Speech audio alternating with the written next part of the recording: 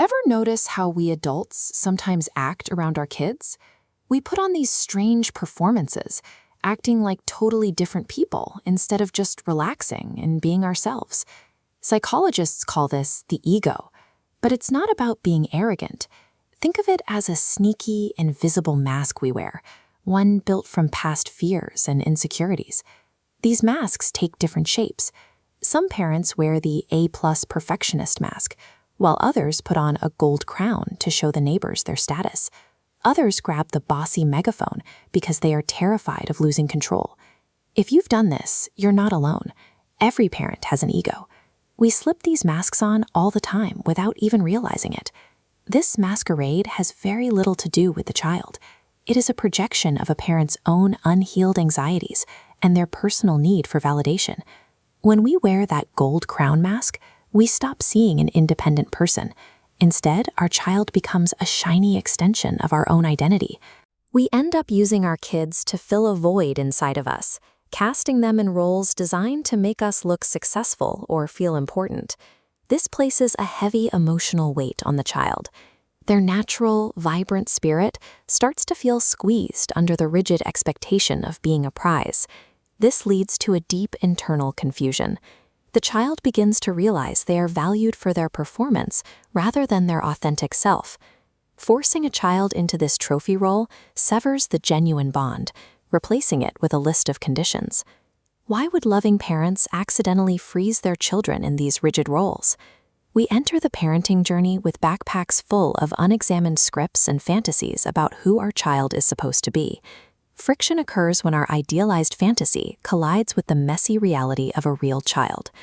Look at this illustration. While the mother daydreams of a perfect, smiling bond, the actual moment is loud, chaotic, and exhausting. When a child goes off script, the ego panics. We use yelling or control as a tool to try and force reality back into our fantasy. This panic to control everything reveals a parent's own deep-seated fear of failure or a belief that success is a scarce resource. Most parenting conflicts stem from the gap between a parent's rigid internal movie and the unpredictable reality of the child sitting right in front of them.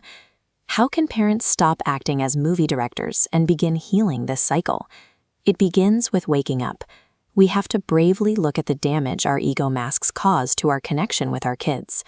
Maintaining this artificial performance is exhausting, and it keeps us from knowing the person we love most. Letting go of the ego requires us to abandon the need to be right or the urge to impress our neighbors. Burning that fantasy script is a step towards saving the real relationship.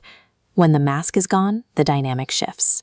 A parent finally looks at their child with soft, accepting, and attuned eyes.